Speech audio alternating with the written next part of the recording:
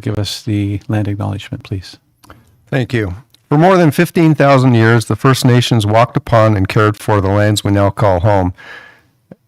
Anishinaabek, Haudenosaunee, Ojibwe, and many others who are families, friends, and communities the way we are today. The town of Collingwood acknowledges the Lake Simcoe-Nottawasaga Treaty of 1818 and the relationship it establishes with the original inhabitants of Turtle Island.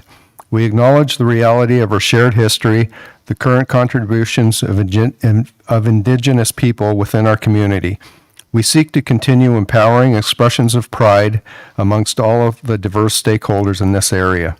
We seek to do better and to continue to recognize, learn, and grow in friendship and community, nation to nation.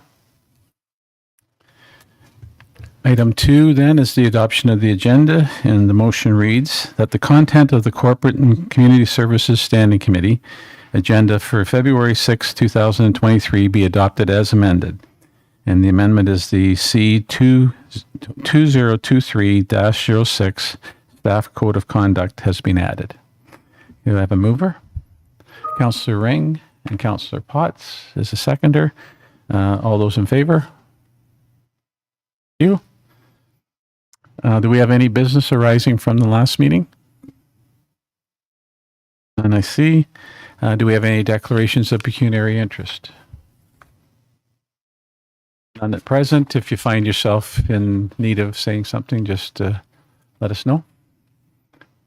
And we have no deputations today, so we'll move into staff reports. And the first is 6.1, which is C2023-03, Annual Board Committee Report for Accessibility, Trails, and the BIA. And I'll turn to Clerk Thomas. Thank you, Chair. Deputy Mayor Fryer. I'd like to introduce our Deputy Clerk, Becky Dahl, and Manager of Legislative Services, who's put together this report. It's always a pleasure for us to organize this on behalf of all of our committees and boards to let you know how busy they've been doing over their last year and the excitement that they have on their upcoming year. Thank you, Standing Committee, for having me this evening, and I'll be introducing the staff report, but we actually have our staff resources and chairs, vice chairs to our committees to present their accomplishments and goals, priority setting for 2023 here tonight, so you'll get a chance to see them in person.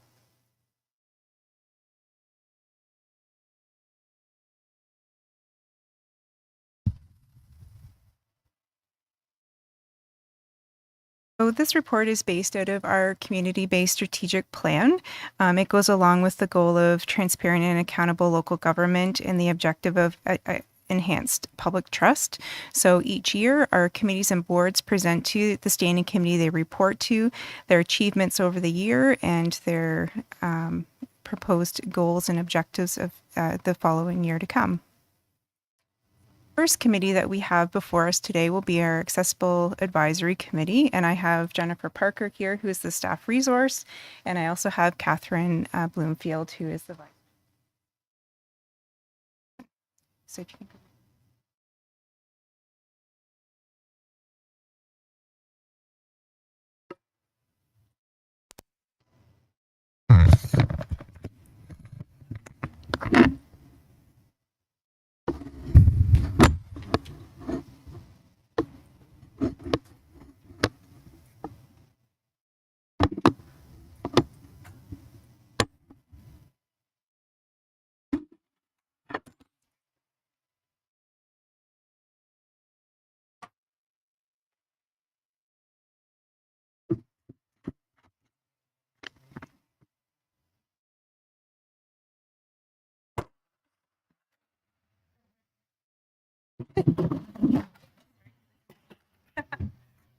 We're all back. We're all good back there.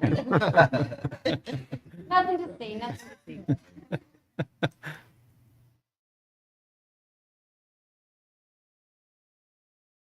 Welcome.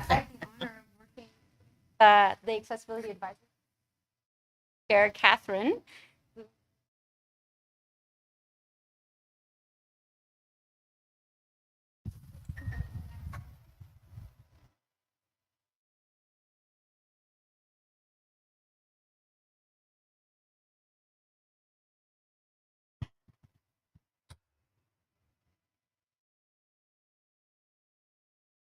much for inviting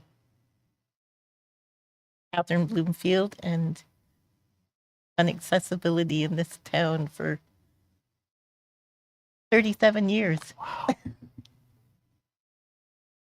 One of the things our committee did was the symbol for accessibility really only portrays a wheelchair.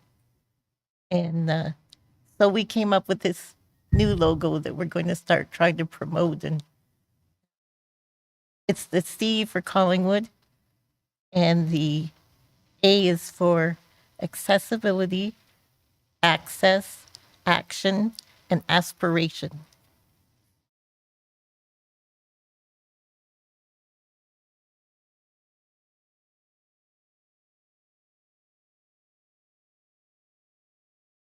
Here we try to cover these quickly, but completed that project. It took us several meetings of looking and changing, and but we received comments on accessibility transit services and consulted with staff on Transit Plus. We also updated our progress on the accessibility of the website.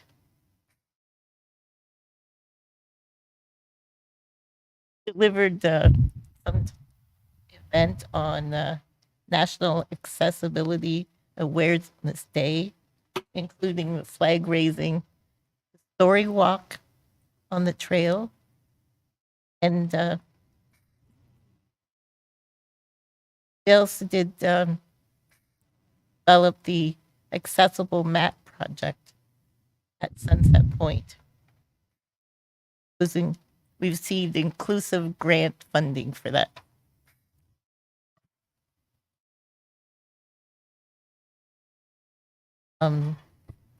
We also consulted a lot with the Trails Committee and developed a survey tool to complement the accessibility barrier, the feedback form.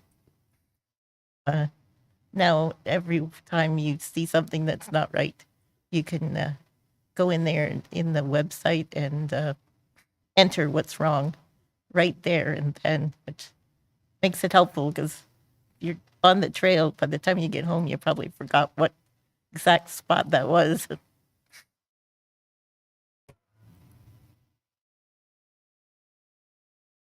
Assisted in the delivery of a community awareness initiative, actively champion accessibility, including the Collingwood Farmers Market, town programs, and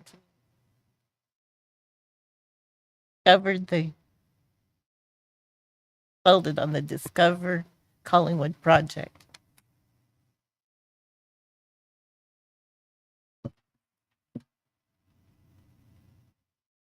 Priorities that we've set for this coming year are support work being undertaken by the town to meet for accessibility of the website, support implementation of accessible beach mat. No, like a little one, Bit few too months. cold. Bit too cold. Too cold. Much snow. Yeah. Snow.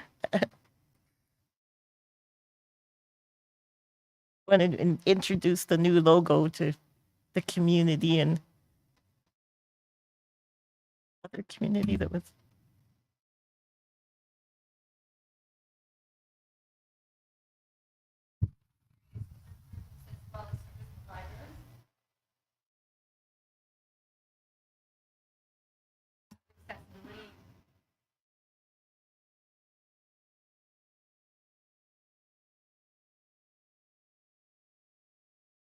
Recognize as a committee that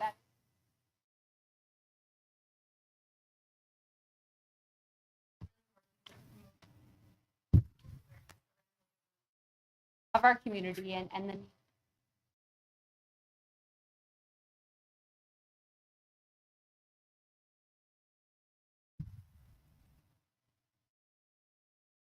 Continue to work with other town advisory committee. Have someone at every meeting from some department of the town. Yeah.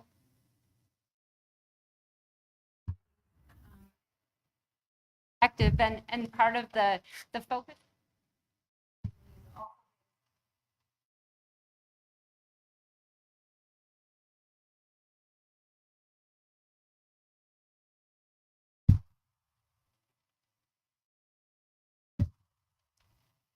Jennifer. I just want to end with the idea that I could come up here and speak from this podium. I have never been behind a podium before. Since I got this new chair that rises up, I decided I was going to do it. But it seems everything's out of perspective. We see things from different angles, Yeah. which is one of the messages that you were sharing with the committee. I mean, with council and members of council and taking you up on the Yeah. taking the wheelchair. Had the privilege and pride, if you will, with Catherine. Catherine, yeah, the different positions that we sit. Today we see what it looks like at the other end of a podium. So for something, all of us to keep in mind as we're making. Well, thank you very much for the presentation, and on behalf of council, certainly I want to express our appreciation to the committee and Catherine. 37 years, you've seen a lot of change, and being part of a lot of the changes, and that's it's wonderful. Really appreciate it. Virgo that didn't even live in town. I just wondered if there was anyone on council who wanted to share anything, or. Go ahead, Councillor Baines. Thank you, through you, the chair. A question for you on the specifics of updating the service disruption notification process. What specifically changed as a result of your input? Ah, okay. I extend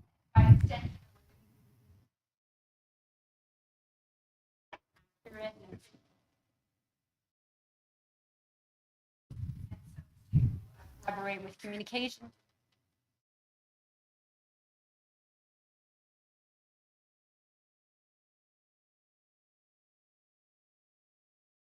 That's great, because certainly that's very much needed, particularly in a time of service disruption or crisis. Yes, so thank you for that. It's a very thorough report. Councillor Doherty. Thank you. I believe that there is a milestone that all public spaces and retail, commercial, industrial spaces have to achieve. It's this year, is it not? 2023? There's different organizations at different times, I think, over the years. Final time is all accessible by 2025. 2025. Yeah.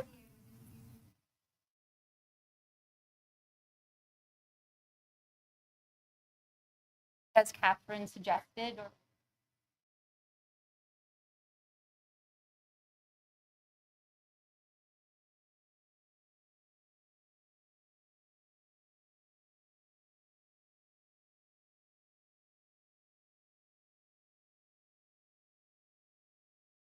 ultimate objective.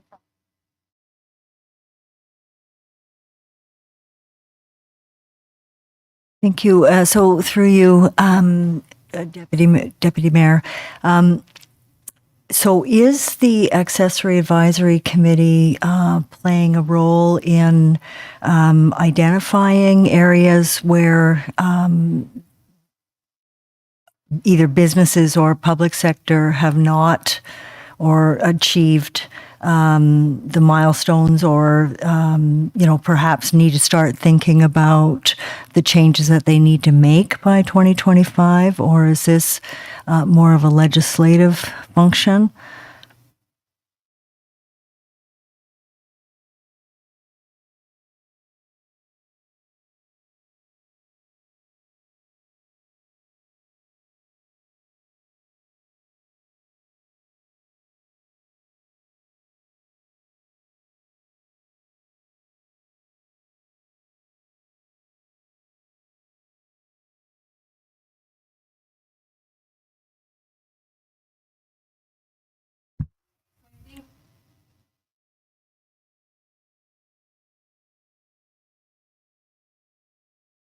Catherine, so I'm going to let her chime in there because I have a tendency of always talking too much. But I was think that thinking, there's oh, good, I can know what to multi-role. say.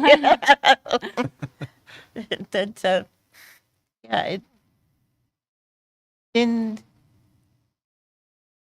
there was an OAD, that's what I was going to say, back in 2000.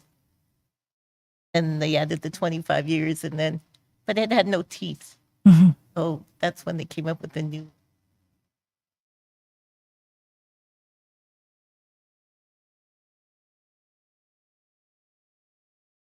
Collaborative effort. Great, thank you. Well, the committee is certainly doing a tremendous job in raising awareness in this community, and I must say, I do like the new logo very much, and also, the fact that it really captures that accessibility is so much more than just a physical ability that you can see. Thank you for all your good work. A day soon for apparently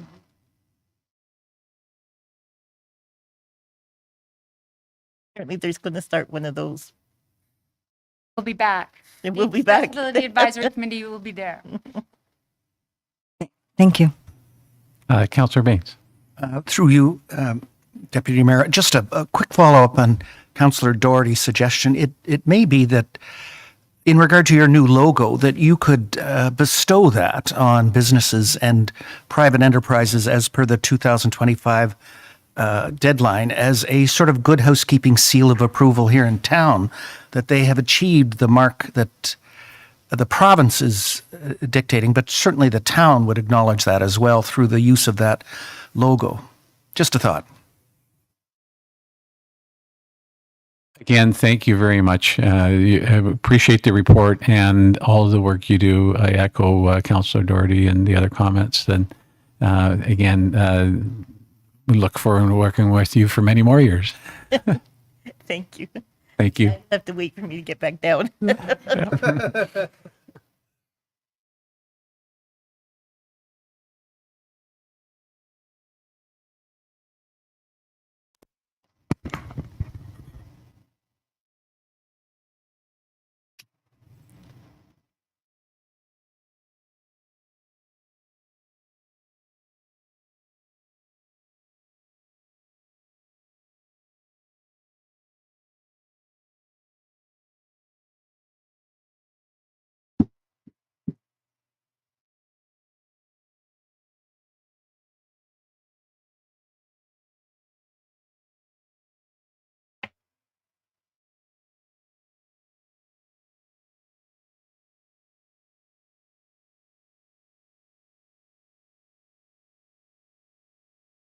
The next committee that reports into the standing committee is the Museum Advisory Committee. Melissa Shaw is the staff resource to this committee, and Jennifer Belanger is the chair of the committee, who is participating remotely with us this evening. So if I could ask Robin to get her on screen and move to the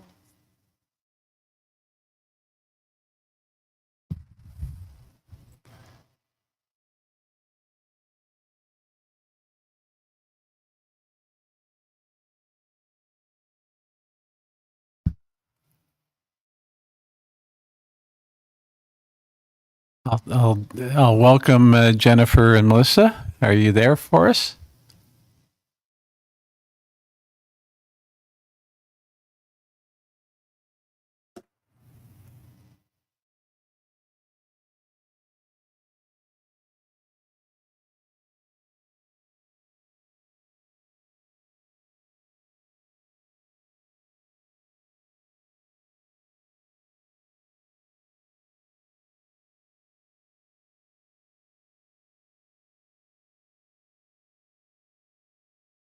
Hello, welcome, Melissa and Jennifer.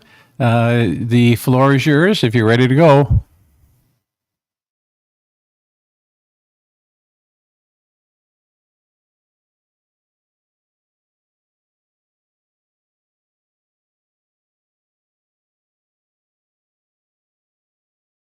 As Jennifer's getting set up, maybe I'll start with the committee mandate. I'm not sure if Melissa's on the line here. So the Museum Advisory Committee is here to assist the museum in meeting its mandate in collection, preservation, research, housing, and the exhibits that they have in the museum. They also assist the museum to serve in educational, intellectual, and recreational needs and interests of the community of Collingwood through recommendations to the standing committee. The museum also plays a role in the Community Museum Standards, which is a provincial standard that continues to meet the 10 standards of the community museums for annual funding through the Community Museum Operating Grant through the province of Ontario. And the standards include governance, finance, collections, I can't speak today, exhibition, interpretation and education, research, conservation, physical plant, community, and human resources. And I just have to add, I was over at the museum today, and it's such a fascinating facility. If you haven't been there, please go check it out. And hopefully we have Jennifer online. Jennifer, can you hear us and see us?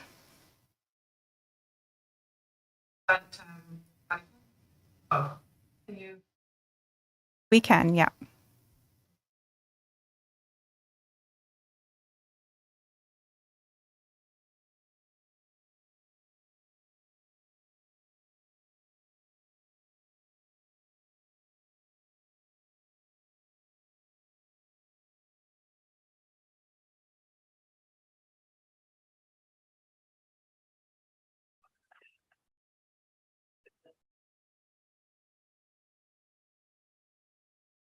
All right.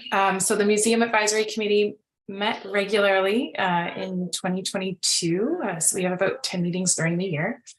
And in our this committee is a bit different because we are meeting about a physical place in the town. So often the content that we're discussing or what we're doing is a bit different than the other committees that we hear from at this meeting anyway. But yes, so our 2022 accomplishments. So we conducted our open public meetings and encouraged the community and stakeholder participation to join those. And we did have a few members of the community come in and voice their opinions and help us make some decisions for the museum. Was a continuation of the membership subcommittee to spearhead the membership attraction and engagement in the community. If I don't know if I'm allowed to say this, if any of the council members are not members of the Collingwood Museum, you are always welcome to join us.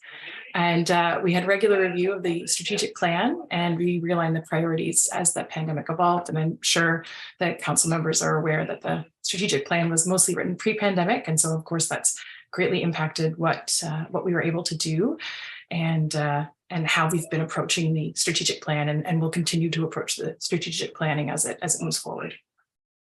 This year, in 2022, we were able to have in-person events and support the museum at in-person events, which included sign launch days, also had a station at the GNE and the Shipyard Social, and continued to create PA Day environments and take-home learning activities for children and youth and families in the town.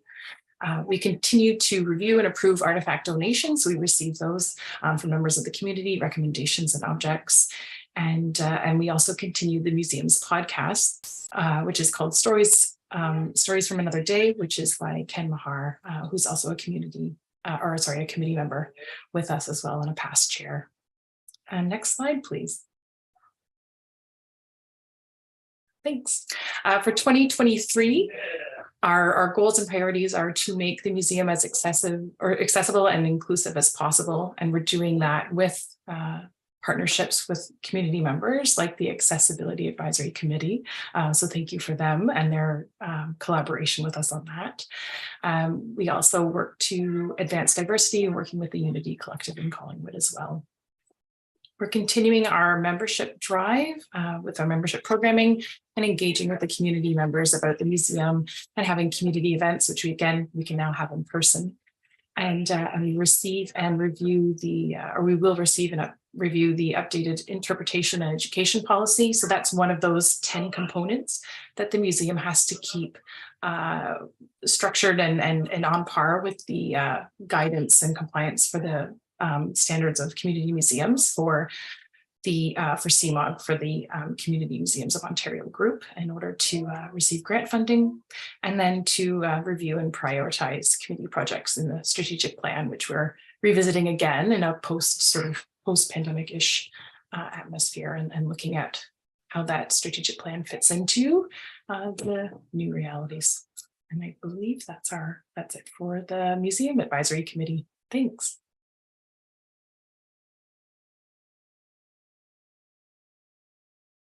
Or for council, our appreciation to the museum board for all their great work. And I'll look to Deputy Clerk to take us on. Thank you very much. And thank you, Jennifer, for providing that presentation tonight. The next committee that I'll introduce to the Standing Committee is the Trails and Active Transportation Advisory Committee. And we have Wendy Martin, the staff resources this committee, participating remotely.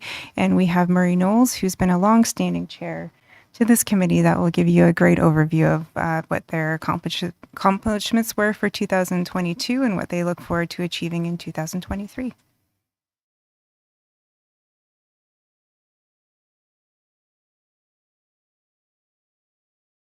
Welcome, Chair Knowles.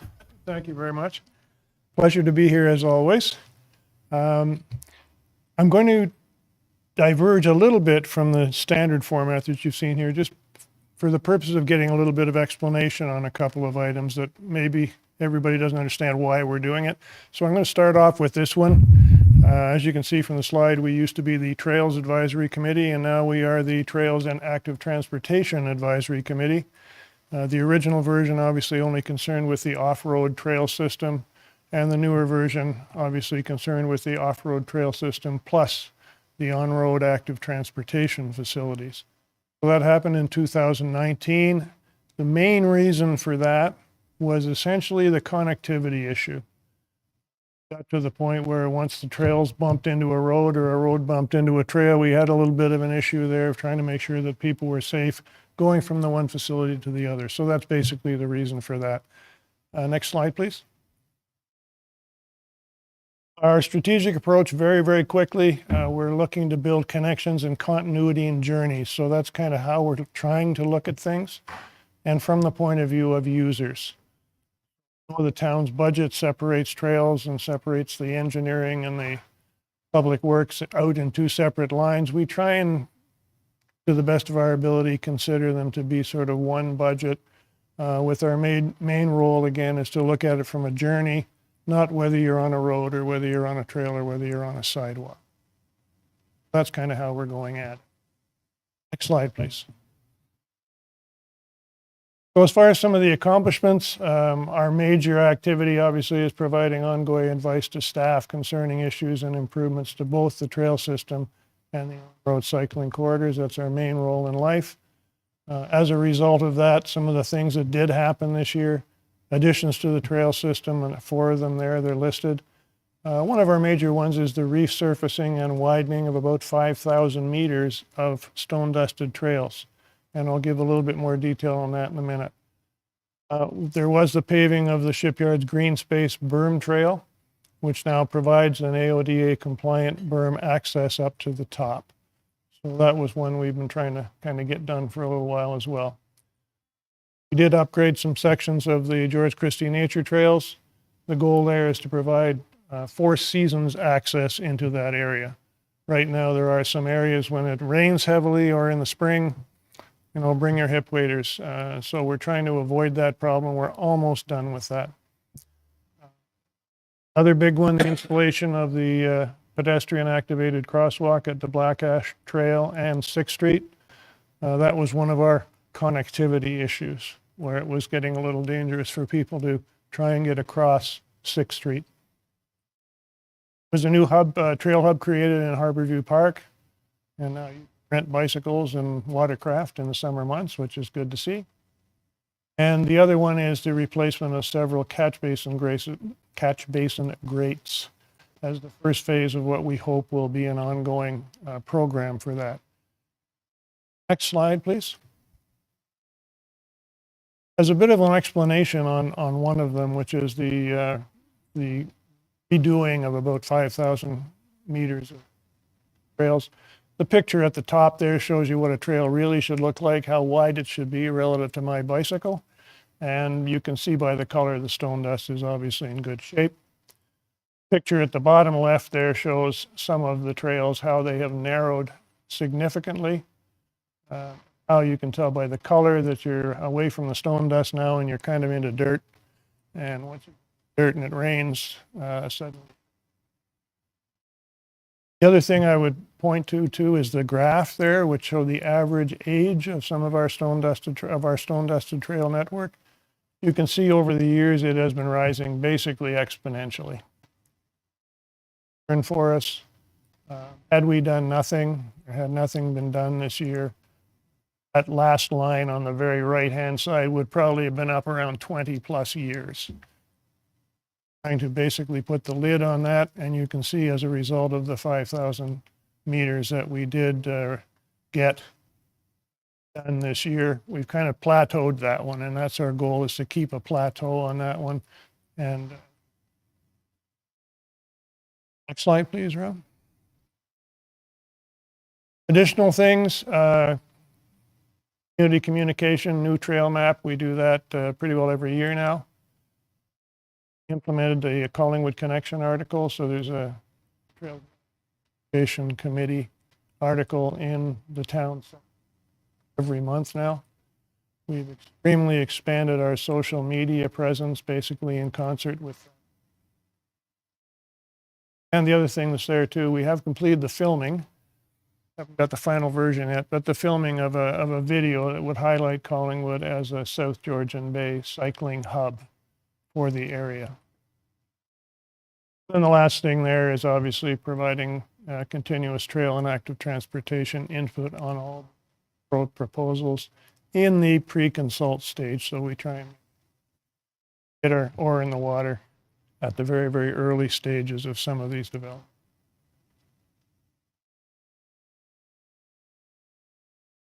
As far as the future, the big one this year for us from a trails point of view is we want to get that Hen and Chickens Bridge back in place.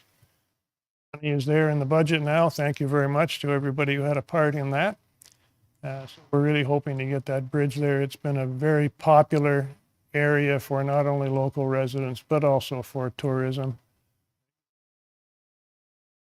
harbor, and basically the whole town. Also want to resurface another 3,000 meters at least of stone dusted trails for all the same reasons that I mentioned before. And then we want to replace some more catch basin grates.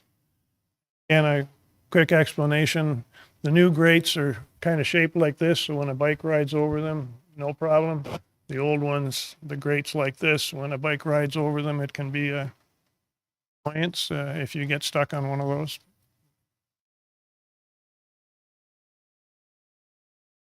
We want to pave a couple of key sections of the active transportation trail corridors. Main ones that would be involved, probably a portion of the Harborview Trail. And we've already started the process with the train trail, probably, hopefully, another section of the train. Want to complete the upgrading of the George Christie Nature Trails to make it the Four Seasons availability. Expect we can complete that this year, so we should. Again, on the pedestrian crossings, we've put them in the, I think, in the budget this year. High Street and Finley, which will be probably a temporary situation there because of the road. And also we're hoping for Ontario Street and the train trail.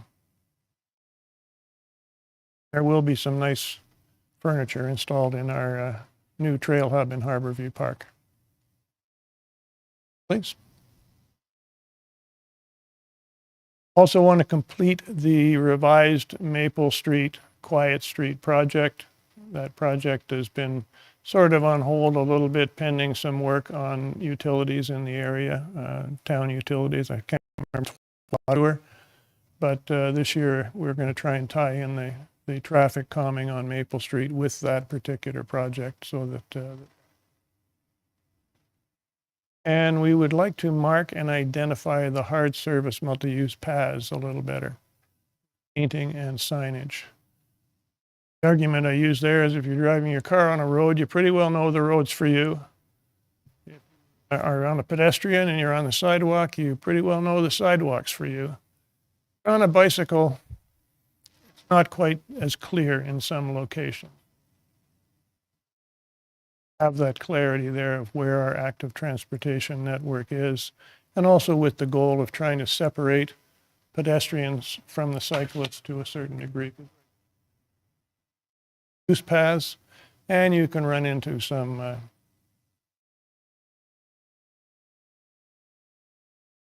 communications activities, very similar. There will be a new trail map coming out this year again. We will continue with our Collingwood Connection articles and social media stuff. And we will release the cycling video hopefully in the first quarter. Next big one, we want to develop a plan to move Collingwood towards the gold bicycle-friendly community status. Right now, the town of Collingwood is a silver status. Taking the next step up to gold will be a challenge. It'll take a little bit of work. I should highlight that there are only 3 gold bicycle-friendly communities in the province of Ontario. One being Toronto, second being Ottawa, and the third. Get to that status for a town the size of Collingwood. Then last but not least, I say thank you again for all the people who were involved in causing the advancement of the master transportation plan from the 2024 budget into 2023. Encourage that to happen as expeditiously as possible. And we look forward to being active participants in the process of doing that. With that, I'll just end with one final thing. We are, in our opinion, at a bit of a crossroads in the town of Collingwood. Take a look at the town's budget for this year, the capital budget, and all the streets that are in for redesign this year, not necessarily construction. But Mountain Road, 10th Line, High Street, Peel Street, 3rd Street, 6th Street, Cameron Street. The list is endless, and every one of these streets meant to be an active transportation corridor. So we have the opportunity to do this, and I hope that we don't miss that opportunity, and we look forward to working with whoever is involved with the master transportation.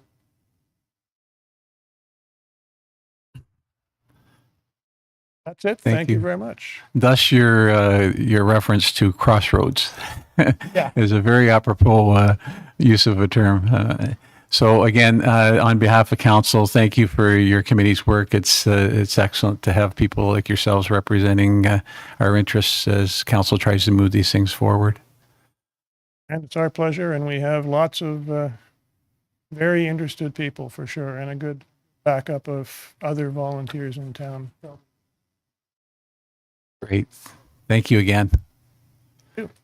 Thank I guess Deputy Clerk Dahl.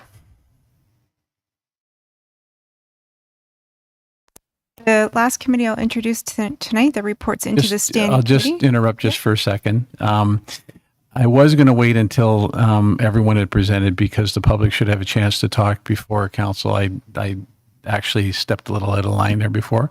So we will come to where we have council questions. Sorry about that. Go ahead. I am here to introduce Susan Nicholson on behalf of the BIA. The BIA has recently been elected. Their term runs with the term of council, so they have not yet appointed a chair or vice chair. So we have Sue Nicholson, general manager, speaking on their behalf this evening. Welcome. Nice to see Everyone, good afternoon. Thank you so much for the opportunity. I think we skipped a slide, but that's okay. I'll talk about the first slide anyway. Basically, a business improvement area is a made in Ontario innovation that allows local business people and commercial property owners and tenants to join together, and with the support of the municipality, we can't forget that, to organize, finance, and carry out physical improvements and promote economic development in their district. It really is Ontario's least known export. It was born in 1970 in Bloor West Village, and the legislation is that old. It's 1970. The legislation has really not changed. And the basic function under the Municipal Act of a BIA is to oversee the improvement, beautification, and maintenance of municipally owned land, buildings, and structures in the area beyond that is provided at the expense of the municipality, and to promote the district as a shopping area. We have a strategic plan that I'll speak about as we move forward. It was done pre-COVID, as other committees have talked about as well. So things have obviously changed a lot since then. But I think the message that it starts with, that Collingwood downtown is a progressive destination that leaves a lasting impression through investing in activation, communications, future planning, and our own internal governance, still stands. And really the mandate of each and every BIA in the province of Ontario is not to make each business better, as often is the case with a business organization or a chamber of commerce, but to make the area a better place in which to do business. So collectively, we try to do that with our funds that we generate. We had some great accomplishments in 2022, which was nice after COVID to actually be out and about and gathering as a community. We launched I'm sorry, we go to the next slide, sorry. We launched a redesigned BIA website. We launched our new Downtown Collingwood gift card program. That was it took some time to get buy-in, to get the program running, but it's a program that is it's actually launched from the United Kingdom. That's where the company's based, but it is being launched across Canada, and many BIAs in the province of Ontario have bought into it. We've continued implementation on the garden plan and tourism-related projects, which I now can say came from FedDev funding. They made the official announcement last week. So the two funds are the Canada Community Revitalization Fund, which was the garden plan, and the Tourism Relief Fund, which is funding our tourism-related projects. We were able to bring the community back downtown for many successful events and activations, including our traditional Easter egg hunt, the farmers market, our Canada Day celebrations, our local live lunch series. The street pianos were brought back downtown. We had the second year of the Collingwood Fashion Week, our Halloween event, which is always lots of fun for the children. Of course, our Christmas season and launch and Santa Claus parade and the Christmas markets, and we assisted the Pride Festival with their parade. We had a very active beautification advisory committee continue their plan of seasonal decor, and of course our art projects included the return of the art chairs on the street and our continued working with local artists to wrap our ugly utility boxes. And I think that's something that could be town-wide, but we're just going to do the ones downtown. We supported, next slide, sorry. I think you're ahead of me now. We're still on 2022. Sorry, Robin.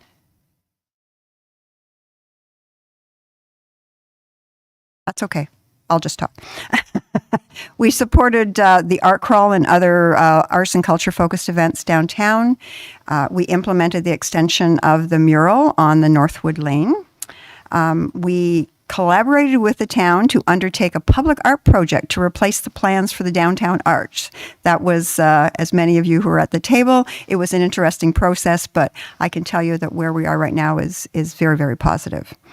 Other than the FedDev, we can certainly secured funding from various grantors to support programming. The Minister of Tourism Reconnect Fund that assisted with our Fashion Week, Canadian Heritage, and Simcoe County Tourism. We ran a BIA election, which we really didn't have to move to election phase because we got exactly the number of volunteers to join the board that we needed. And we also collaborated with our Ontario BIA Association to raise issues affecting BIAs with local candidates during the provincial and municipal election campaigns. 2023. We're going to undertake a strategic planning refresh with the new board. We have a brand new board, so that's exciting. A lot of them are vested property owners and business owners that have been in the downtown for a long time, so we're really excited about working with the new board. We're going to look at boundary realignment in relation to what our current boundaries are as you undertake the official plan review, and what is zoned as downtown commercial in the official plan, which is best case practice across the province for BIAs.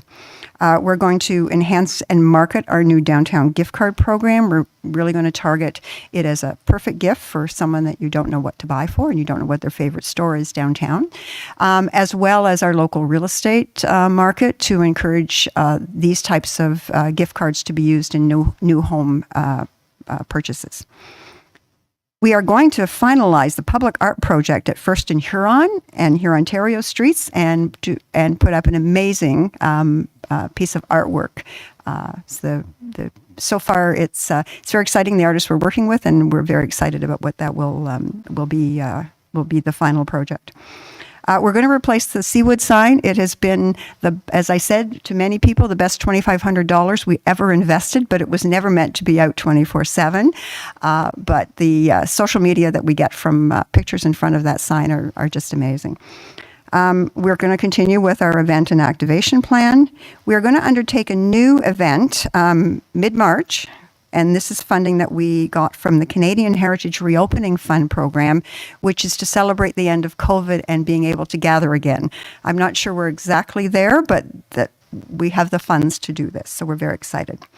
And we're going to collaborate with the town to create new public space at the piece of property that you purchased at 84 here, Ontario, and a plan for activation, at least on a temporary basis.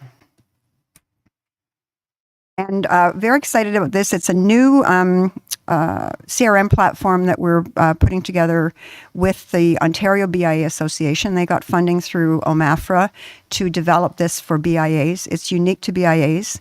It will allow us to keep much better record of all our businesses, our property owners, collectively communicate with them, target communication with them. So we're just in the process of transferring all our information to this new system. It will also be able, the Ontario Association will be able to aggregate the information that we gather from that to use in our advocacy efforts and for provincial funding efforts as well. If this had been available prior to COVID, it would have really allowed our provincial association to determine the impact that COVID had on downtowns across the province. And that's it. Happy to answer any questions.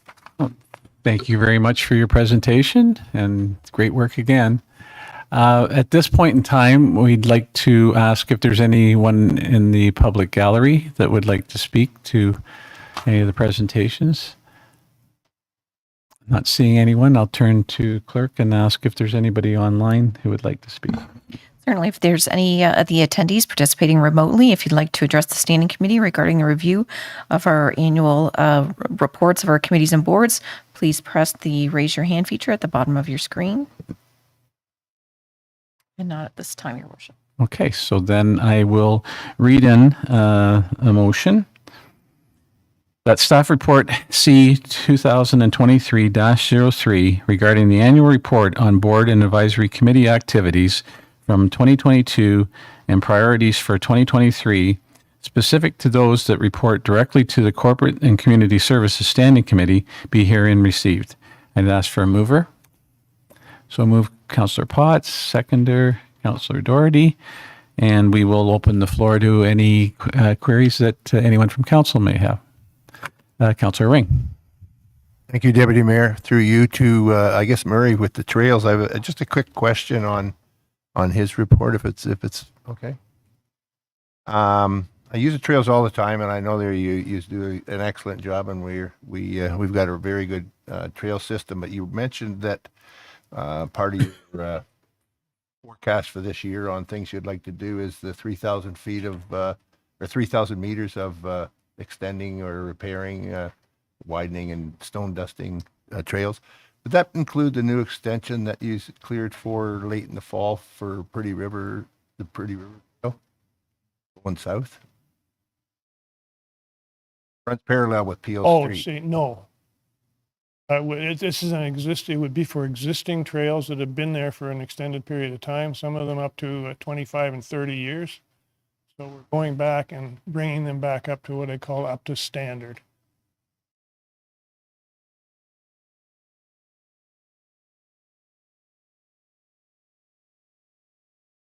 Will that, once you've started it, will you continue probably in the spring, finishing that section? That, the only reason I'm asking is I use it quite often and I'm aware of it, but it's not finished. And being as clumsy as I am, sometimes there's a few stumps that are still there that I trip over almost every time, even though I know they're there. I just wonder how quickly that stretch is going to get. Okay, fair question.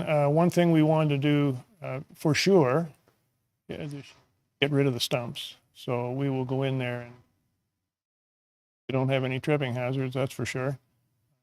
Not sure whether the funding is there to do that one as a new stone dusted trail this year or not. The only issue that you have there is once you go down there, it kind of dead ends at private property. And originally planning on scheduling that along with the development that's going to happen in the area. But that being said, we did put a counter south of the bridge, the siding trail there. We'll get to see how many people are using that trail. If it looks like it's a really popular place, then Thank you. I just turn to Director Culver if there's anything you'd like to add about that particular part. Yeah, thank you, Deputy Mayor. So if I understand the councillor's question correctly, you're speaking of the unbuilt trail that is sort of to the south of the River Trail extension that was just installed near the apartment buildings off of Peel. Yeah. Sorry, continuation on for that. It's been cleared, but it hasn't been finished. Right. So through you, Deputy Mayor, that trail actually is a function of the MVCA's cleanup efforts on the Pretty River channel, the drainage channel. So it's not actually a trail per se, although if you watch the footprints, you know that it's being used quite a lot. I live near there myself, so I know exactly what you're talking about. So right now, we don't own or have any kind of plan to build that all the way through. It would be a trail to nowhere at this point. But as Murray's mentioned, as development continues and those opportunities become available, we would look to sort of see if there's an opportunity to extend that. We do have collaborations with the MVCA, obviously, on trails throughout the community. So it's not an impossible thing by any means, but as of right now, it's not part of the current plan. Follow up? Just quickly, a follow-up question. So that I knew that the east side of Pretty River, the opposite banks, the NVCA was, that's what they were doing. I didn't realize you were doing it on both sides of the river. Yeah, through you, Deputy Mayor, both sides, it's a complete rechannelization of the Pretty River in order to help us protect from floods. Councillor Perry. Thank you, Deputy Mayor. Through you to Murray, I want to thank you for everything you do for the trails and the committee. I do have a couple questions. For the boardwalk or the new bridge at Hen and Chickens Island, is there going to be any contingencies for high water? As I know that's what took out the bridge originally. I'm sure the new bridge will account for any high water levels in the bay. Link for Black Ash Creek and Summit View. I know there's a property issues down in there. I'm just wondering where that stands. And the cycling video and distribution, where is that going to be planned to be distributed? I think it would be great for the town if that's province or countrywide. I think it would be great to bring people in to the town. So I'll leave it at that. Thank you. So chair or through to Director Culver? Can do two. we'll do this one in concert, or how would you like to play that? Yeah, I can do the first two if you have the third one. Okay. So sorry, through you, Deputy Mayor. The first question was about the hen and chicken. So yeah, it's a completely engineered approach we're taking to the replacement of that bridge, which is actually one of the reasons why it's taking so long, regrettably.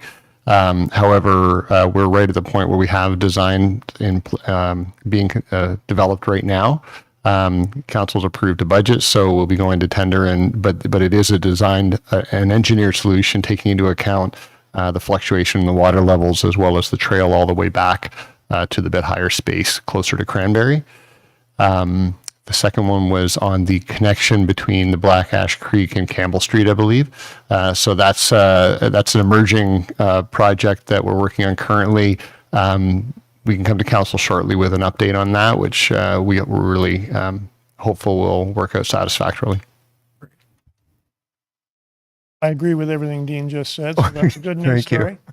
On the third one, I guess we haven't really got to the point of distribution. Certainly it will be on the website. It will be on the trails portion of the Collingwood website. There are already 2 videos there. Trails video, the second one is the bicycle-friendly community video.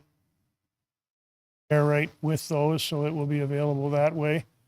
Certainly open to any other suggestions of how we might distribute this. Hopefully it'll be when we draw people to the Collingwood area or to South Georgian Bay, I guess I should say.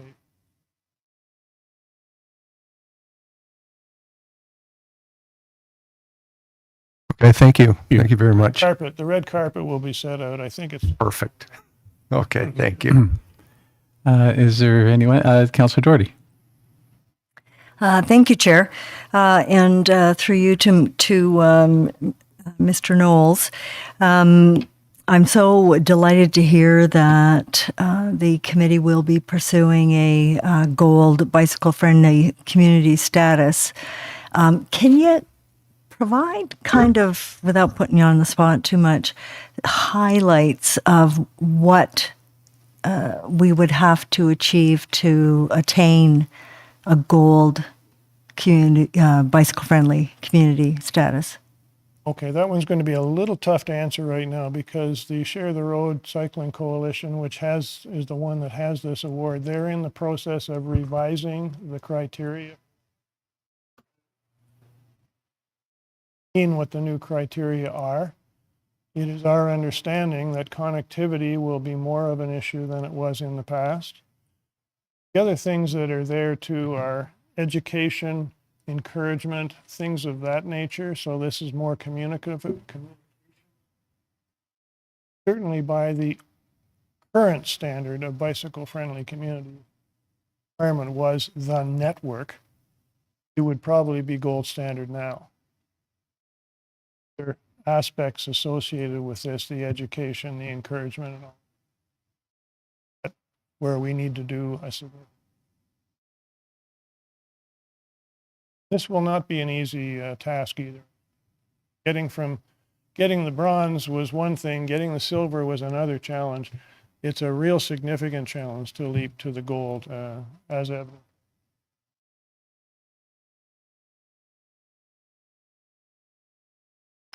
Thank you. Thank you. Thanks. Anyone else? Okay, we have a motion on the table then. All those in favor? That's unanimous. And we'll close that item off. And again, thank you to everyone today who presented. It's just a snapshot of all this great work that is being done behind the scenes by these committees. And council really appreciates the efforts on our behalf. Oh, and the CEO, you can go ahead. Thank you, Chair. I didn't get my card up quickly enough. Two very, very quick items. One is for the BIA. Thank you, Sue, for your. Actually, it's a comment, maybe more than a question. 84 here, Ontario was mentioned, which is a property just across from Town Hall. And I just wanted to say that I think that the council will be looking forward to the proposal, any proposals from the BIA about what might happen temporarily in that spot as council contemplates the longer term uses for that important downtown space. Mm-hmm. I will add that at our December meeting, the BIA has of the Tourism Relief Fund grant, we have $50,000 that's earmarked for work there, as well as we had budgeted another $50,000 from our reserves in order to make it usable for activated space. I've been talking to town staff regarding getting power in there because that's the first thing you need to do. So we're in discussions that way, and we need to make it safe for people to have public on it. So those are the two key things, and then we can plan lots of things to activate that space. So. Thank you very much. And the second item is just an FYI for Jennifer and Murray and Sue and Catherine, which is we've really, from a staff perspective, find these updates quite helpful. And we were contemplating asking you to come back in the annual cycle somewhere just before budget so council could hear from you prior to making some of their financial decisions. So that's still up in the air, but if you were thinking through your meetings this year, about things, your dreams for 2024, you might want to have those ready early. Thank you. Thank you, Chair. Thank you. So we'll be moving on to item 6.2, and certainly everyone is welcome to exit if you would like, but you can certainly remain if you would like, but we'll move on. So this is PRC 2023-01. Canada Day fireworks, and its survey results and next steps.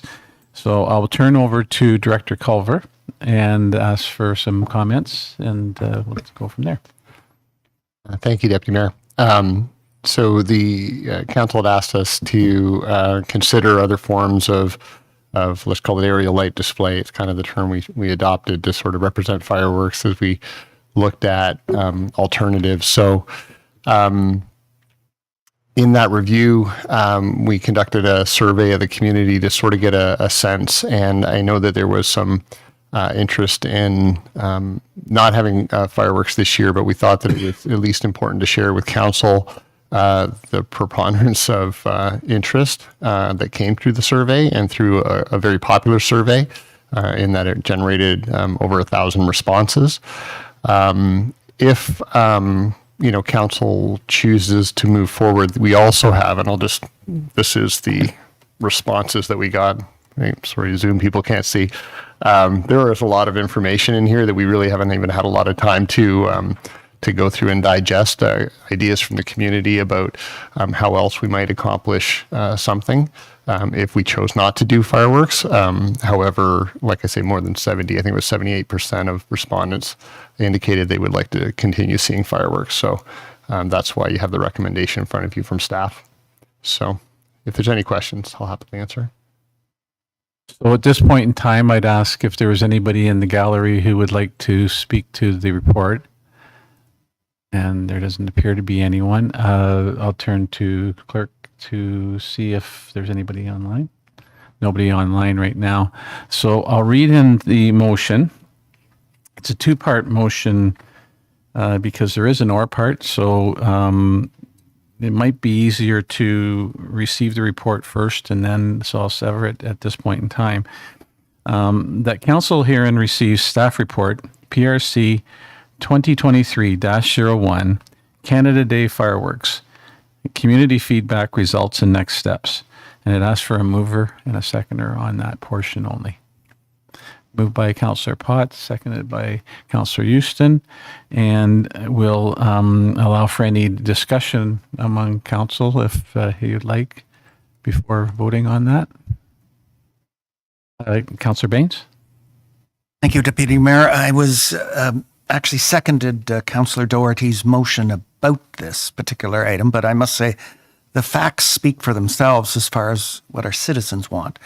I will just ensure that I lock our dog away and perhaps put on some white noise when it occurs. This may be a scenario whereby in a number of years, perhaps like the issue of smoking, and that times change and cultures change as far as the effects that fireworks do have, not only as noise, but also as the pollution as well. But I would think at this point that the citizens have spoken overwhelmingly in support of this. And that being the case, I think I would support a motion for fireworks on Canada Day. Thank you. So again, on the report, and there are the two options that are presented to us, and I'll ask if somebody's ready to put one forward after we receive the report. And look, any more discussion? So just on the receiving of the report, all those in favor? That's passed. So there are the two options. Is somebody prepared to put one forward? And based on your comments, Councillor Baines, would you like to put? Yes. I would support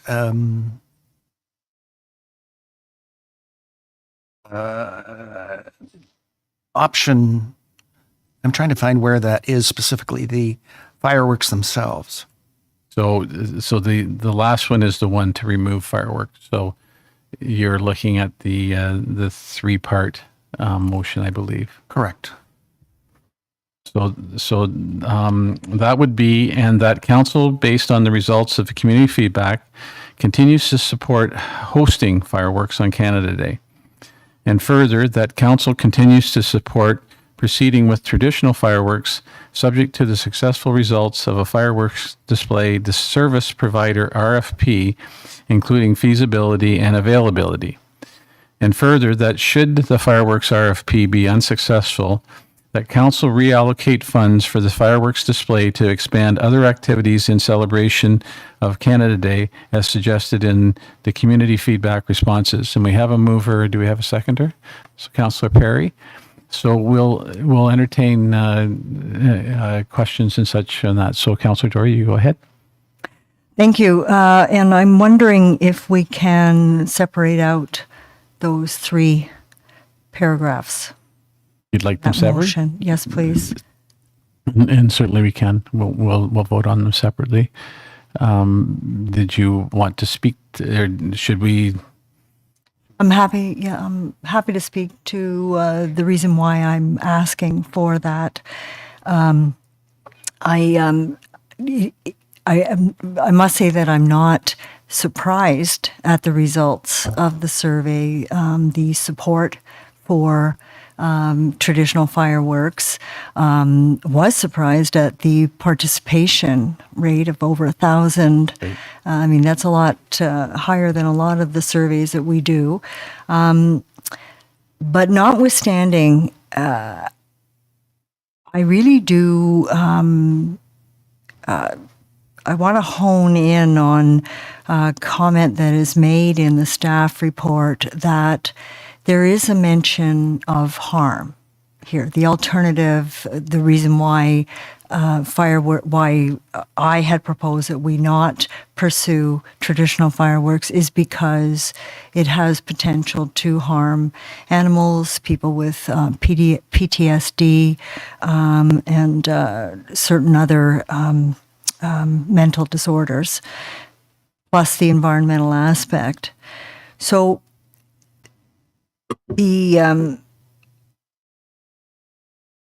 collect my thoughts here. So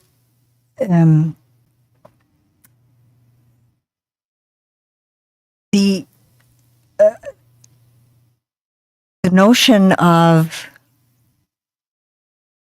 if we cancel the fireworks altogether would do less harm than proceeding with them, because of the notion that fireworks do have potential to do some harm to animals, people, and the environment. So for that reason, I would support only the third part of that motion, and further that the fireworks RFP be unsuccessful, that council reallocate funds for the fireworks to display to expand other activities.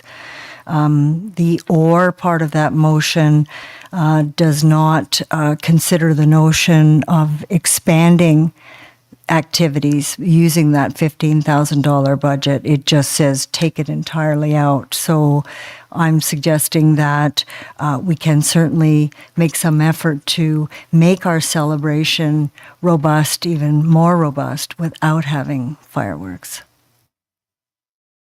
So we understand your reason for severing, and we'll do that. Is there anybody else who would like to comment on the motions? No one? Okay, so we will sever. And so the first one would be, and that council, based on the results of community feedback, continues to support hosting fireworks on Canada Day. And do I have a mover and a seconder?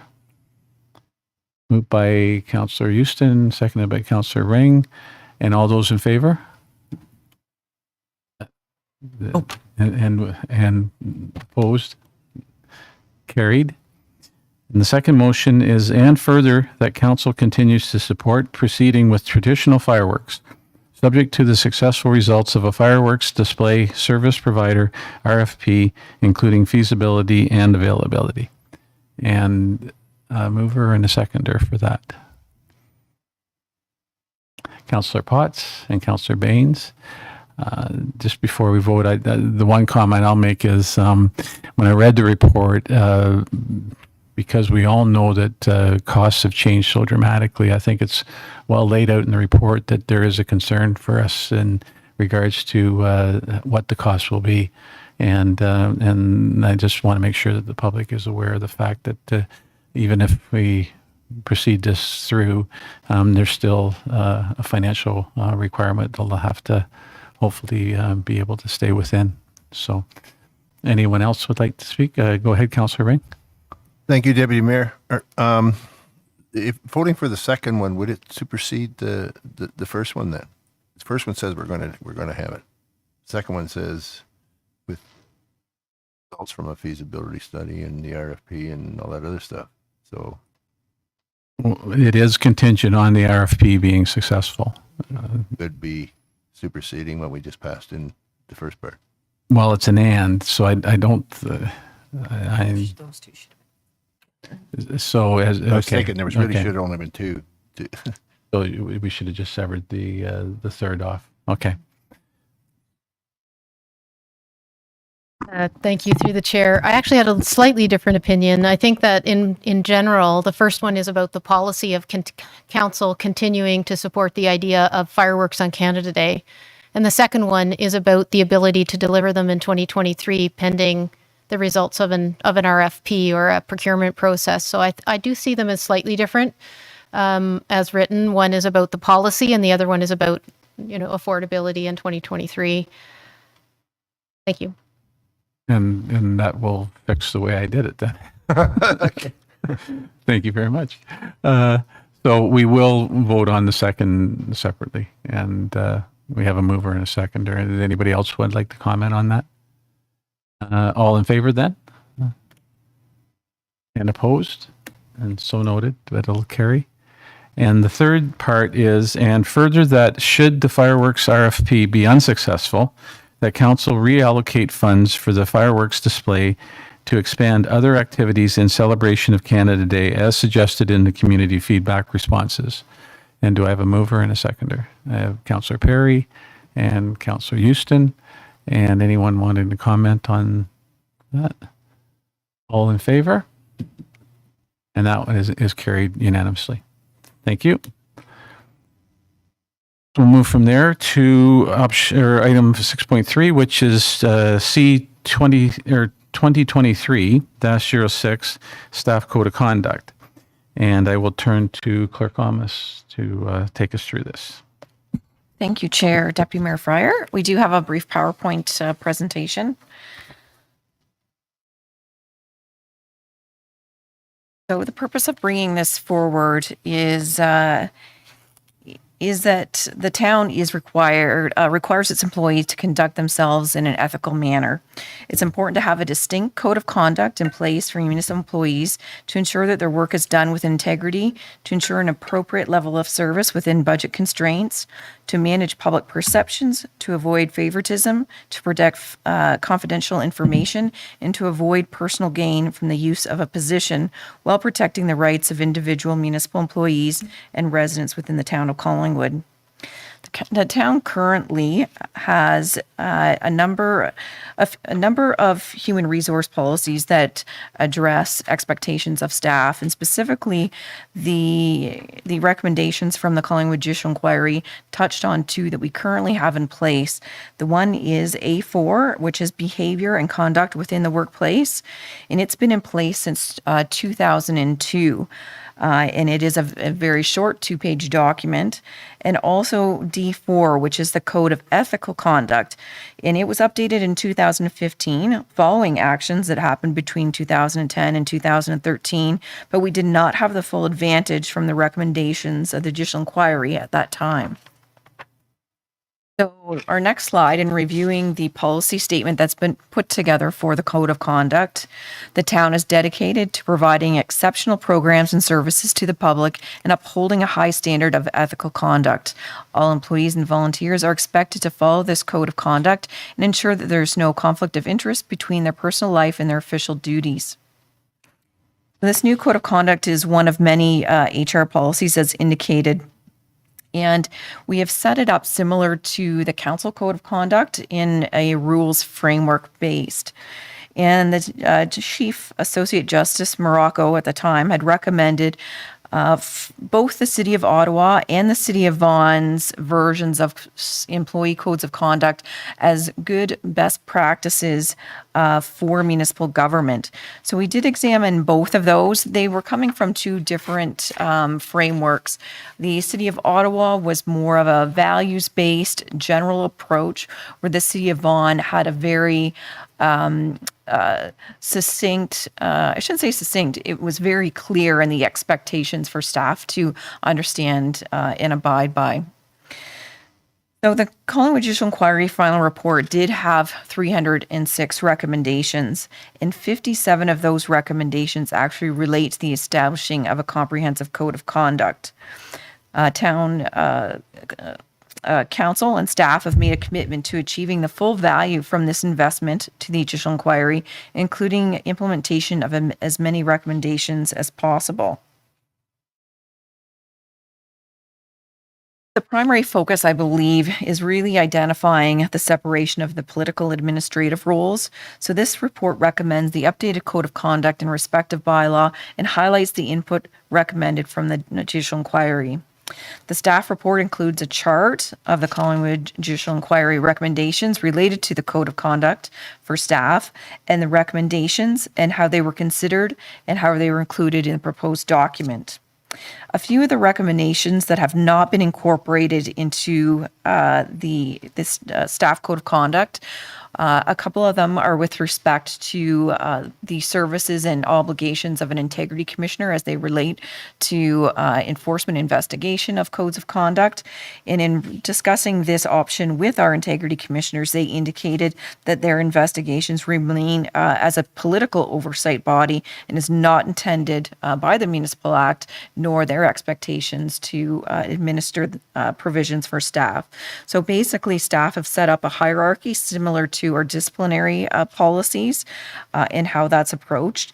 And if an external investigative service is needed for any contraventions of the Code of Conduct, that we would have the capacity to do so. Staff training is also captured primarily within the professional development policy. However, the code reflects the importance of ongoing training. It also talks to consultants being able to be present and speak to their own reports. However, staff believe that there may be cases where, as long as the full report is provided to council and the public, that it may be appropriate for staff to provide a brief summary. And this is noted in the report as a cost savings as well, but ensuring that there's no manipulation of facts that happen before council whenever reports are put forward. This slide here addresses the scope in which it is applicable to. So it is applicable to full-time and part-time employees, all permanent, contract, seasonal, and temporary employees, as well as students and interns, as well as volunteers. And we also note that our committee and board volunteers must abide by their respective code of conducts as approved by council that are monitored by our integrity commissioner. One point too that I'll before we actually refer to this slide, is we had discussed once we had drafted this, because it is a comprehensive document, is ensuring that all of our staff had an opportunity to review the document and provide any insightful feedback before we had brought it forward to council. And I have to say, we've had an all-staff call that referred to the work that's been done on it. We've talked about our change in the ethical culture of the town of Collingwood and our staff, and actually municipalities across the entire province. And we actually received additional comments that were very valuable that added to enhancing the code of conduct and the ethical standards that we put forward to our employees. I'll also note that there's nothing in the code that is meant to conflict with the town's obligations to its employees under the applicable employment legislation, collective agreements, or employment contracts. Similarly, employees such as engineers, accountants, planners may have their own professional obligations and should seek clarification from both their manager or their professional associations in case of a perceived conflict. And just quickly, we do have specific rules, and as noted, this is similar to the setup that the Council Code of Conduct has put forward. So to improve the use and understanding of the document, several definitions have been updated and added to our previous version of the Code of Ethical Conduct. We also have the same definition for immediate relative that is used by Council, which is an elaborated definition. The intention to highlight potential issues early and avoid conflicts of interest that could lead to complaints and potential investigations. Employees and volunteers of the town have a responsibility and obligation to adhere to this code of conduct and the standards and principles that we set out within it. It does relate, it is a further accountability measure. It also supports our other documents that we do have in place. Go to our next slide. Specific rules that have been included within this related to section number 8, which is surrounding grifts. There was conflicting recommendations, I felt, in the inquiry about the expectations of gifts and the ability to have a disclosure within the acceptance of gifts, but then also saying you can't accept gifts, period. So we did a compromise, and we've actually included the exact same gift component and rules that council has, as well as a public disclosure for that as well. And our last slide just speaks to some of the related policies. So we also have supporting policies such as the discrimination and harassment-free workplace. We do have, as noted, the policy D4, Code of Ethical Conduct, that if supported by this committee and council, will be replaced with the new version of the Code of Conduct. If supported, it would also make the current policy AO4, Behavior and Conduct in the Workplace, redundant, so that would be deleted. And then this policy would also be supported through the whistleblower program and different roles and responsibilities of various staff that are identified in the procedural bylaw. And that is it. Go ahead, CEO.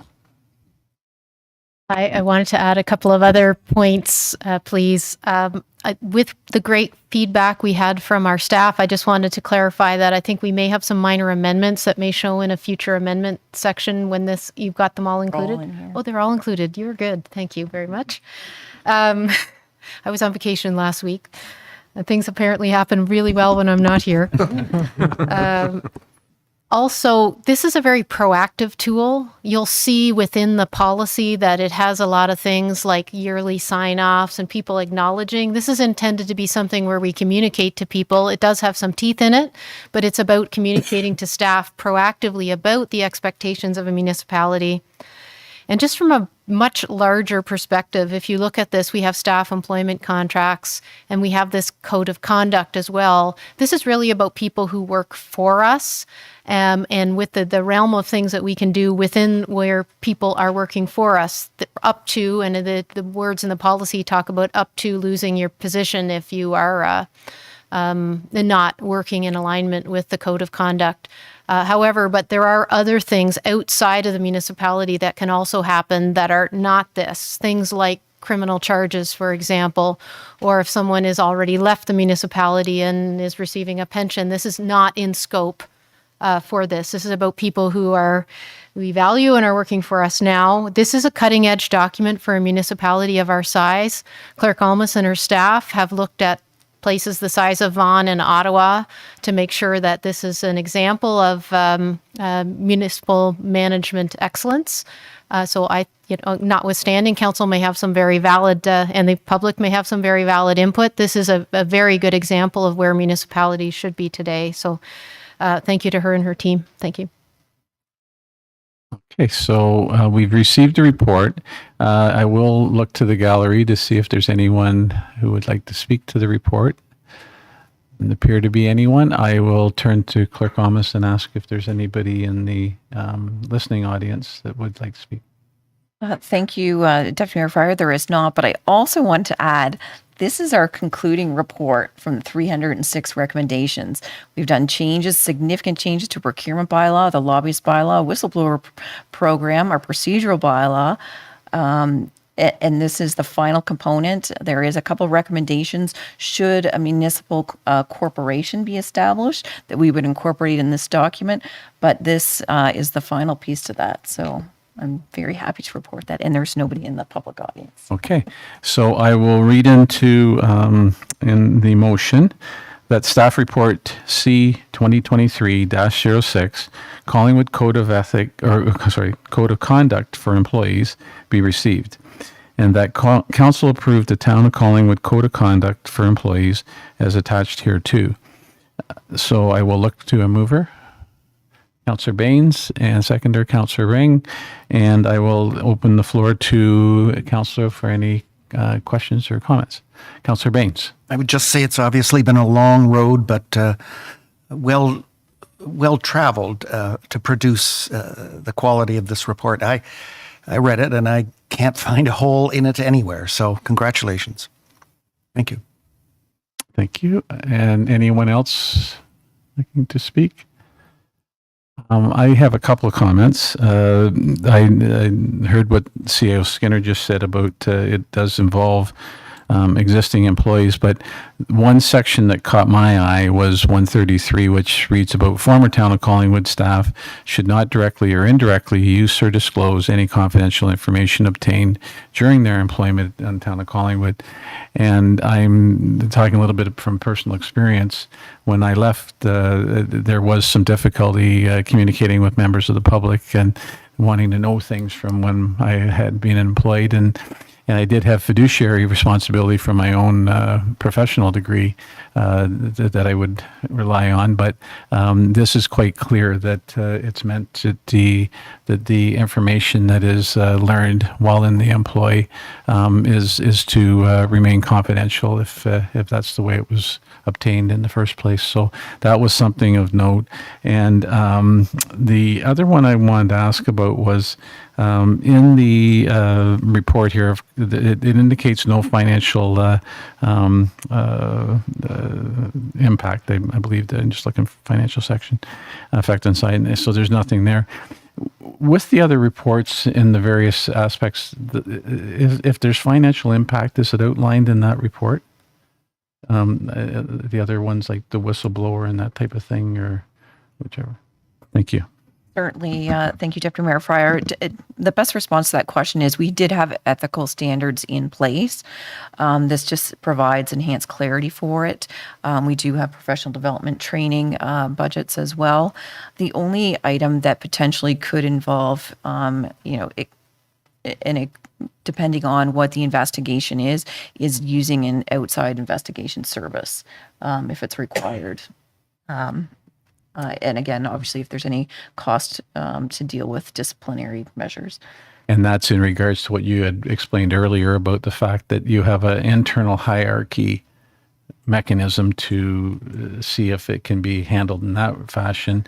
And if not, then it would turn to an external source to provide some sort of oversight. And then my only other comment is you mentioned that the A04, I think it is, was from 2002. And obviously, taking those two policies and putting better framework in place is so essential and you being able to put this forward. And it's great that the all employees participated in the outcome of this document. So again, would anyone else like to speak? Councillor Houston? Thank you, Deputy Mayor. Just a follow-up, actually, to your point, 133. This may be a question for either the clerk or the CAO. Are all employees of the town required to sign non-disclosure agreements?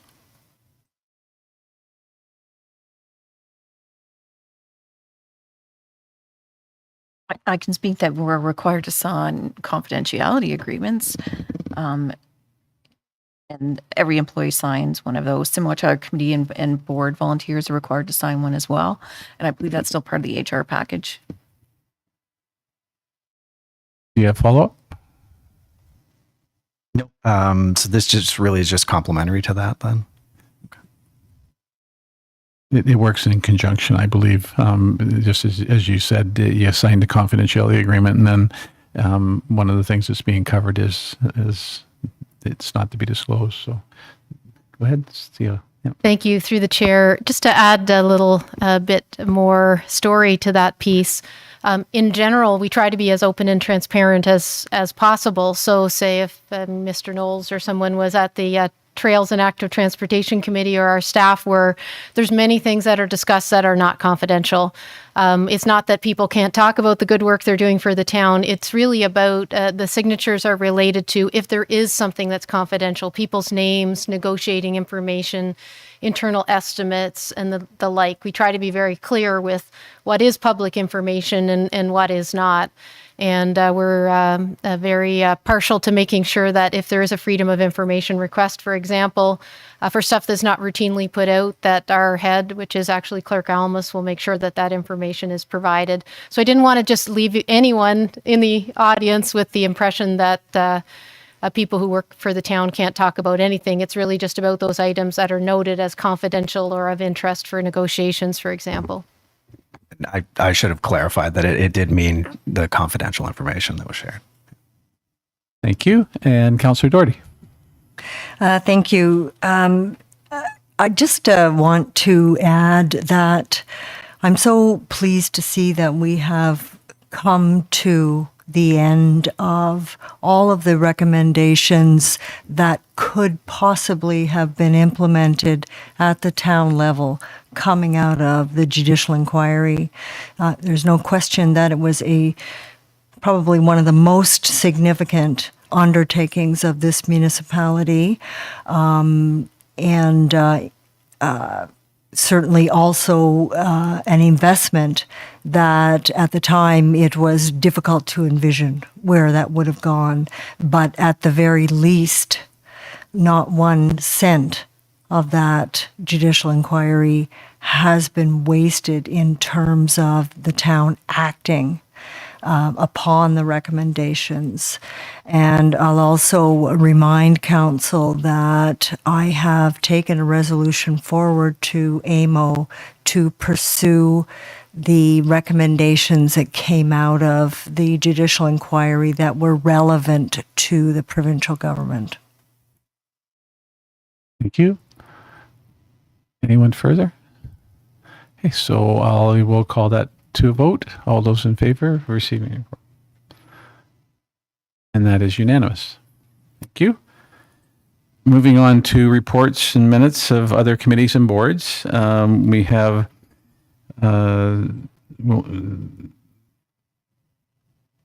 I'll read into the motion that the minutes of the various committees and boards provided below be received and recommendations contained therein approved. 7.1, Accessibility Advisory Committee minutes, January 19th, 2023. 7.2, Collingwood Downtown BIA Board of Management minutes, January 12th, 2023. And 7.3, Museum Advisory Committee minutes, January 19th, 2023.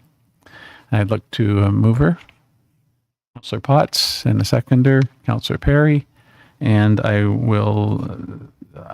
don't ask for a vote. All those in favor of receiving? And that's unanimous. And I'll move on to the consent agenda, and there is nothing for that. I'll move on to departmental updates and discussions. And we have 9.1, which is a communications update from Manager Carter. Good afternoon. And welcome. Hello. Can you hear me okay? I can't hear my own voice. Can you hear me okay? It doesn't sound like it's on to me, but Come through? Okay. Okay. Thank you for having us. We do have a presentation that'll be up in just a moment.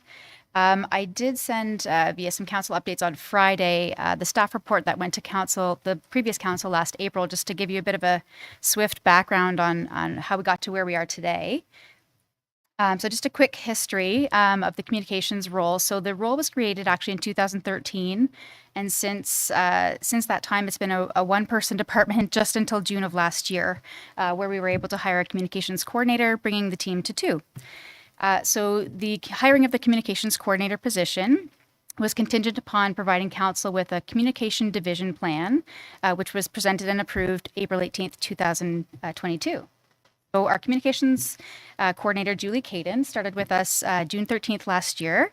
So she's been very busy since joining us. We've had her for just 7 months. But she joined us to help with the creative content side of communications. She creates social media posts, managing the social media channels, town page ad creation and layouts, some of the website assistance and engage Collingwood platform assistance, taking photos, videos, etc. So as you can see, she's been quite busy, and she'll give you some updates in some slides coming up. Okay, so back to the communications division plan. So the vision of the plan is ensuring we have an informed and engaged community through proactive communications through a variety of public engagement opportunities with council. Slide coming up, that there are transformational goals divided into 2 categories: green for community and blue for internal. I'm not going to go through these in quite detail, as you can read from the report from last year.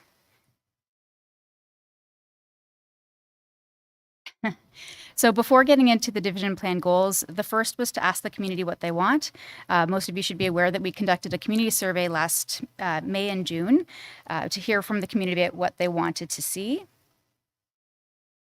Be a trusted source with timely information, provide authentic and impactful two-way engagement with the community. Internally, provide improving visual materials and improving internal processes. So with the survey, we launched the survey in June of last year to gather feedback from residents so we could better understand the ways the community wants to receive information from government. It only received 290 submissions, but it still gave us a little flavor for how the community was feeling about it.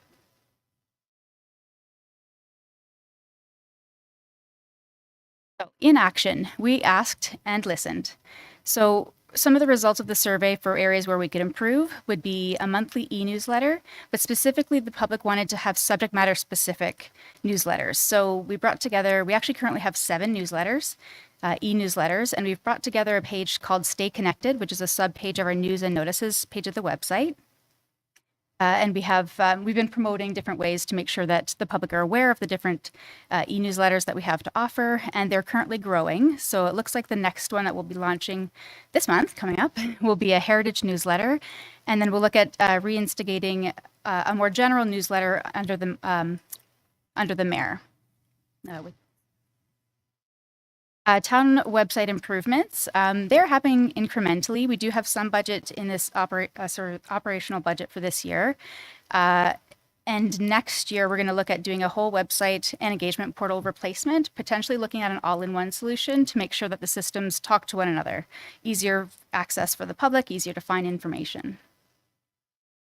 Billboards, streamlining use of the town entrance signs. That's not the white welcome signs, but the black Discover Collingwood. They've traditionally been used more so for events, but we're going to look at expanding that program to make sure that any corporate messaging that we want to have out there, we're surveying about the budget, we're having, public information sessions on the grain terminals and other important things that's going on in the community. Easily accessible calendar of events, implementing a subscription button for town events, news, and employment opportunities. We should hopefully be able to flip that switch within the next week or so. We've been working in the background on making sure that that's accessible. We're hoping to get it in time for all of our seasonal employment, but we're not quite there yet. So hopefully we'll have those subscription options available shortly. A kiosk at the front of Town Hall with information and electronic billboard. Some of you may remember we have had TV screens in the past, but there's been some connectivity issues. We want to look at reinstating those screens so that we can have rotating messages. So when the public comes in, they can have up-to-date information at their fingertips. More online announcements in the newspaper, expanding on our existing news platforms by advertising news and notices on Collingwood Today website. That was specifically pinpointed in the community survey last year as where many of our local public go for their information. More in action, continued. Sharing more about our council. We're looking at, again, with incremental upgrades and changes, improvements to the website. So we're looking at expanding the existing council page to provide more information about you, our council members, so that the public is aware of who you are, eventually once you're on different committees, which committees you stand on, that sort of thing. As well as we're going to reinstate an Office of the Mayor page to make sure we have information in one general area for the public to find, ways to get in touch with council and the mayor, inviting you to different events, different opportunities to connect with council. Citizens census, I think this did get updated. It's behind on my own version here. It said pending budget approval, but it's approved. Yay. So completing a statistically significant survey, asking residents what are the items that matter most to them, which will guide the next iteration of our community-based strategic plan. Public meet and greets, council kiosks and booths. If you were Friday, you would have seen we've ordered a nice electric blue logoed event tent. So it'll be very noticeable when council's out and about in the community now. Farmers market as well. It's so you'll be quite recognizable when we have increased opportunities for you to connect with the public. And finally, education on how our government is structured. Again, in my operational budget, I budgeted for a municipal information guide. I don't know that we've had one before. There's been a recreation guide in the past, both, I think virtual, or sorry, I don't know if they've launched virtual, but definitely in print. But we're looking at doing a combined guide that has both recreation information as well as government information. So again, council about different levels of government that we're connected to and other important information.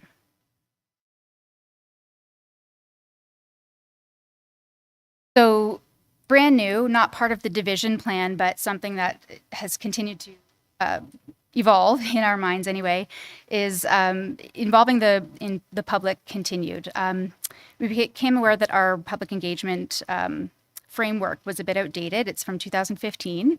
So we plan to do a public engagement plan fresh, ensuring a consistent voice and town brand, sharing of accomplishments and key and push timely communications and high impact channels, and reaching a diverse audience. So we were thinking potentially of some sort of communications roundtable to help accomplish this plan. So work we hope to begin in Q1 and continuing into Q2.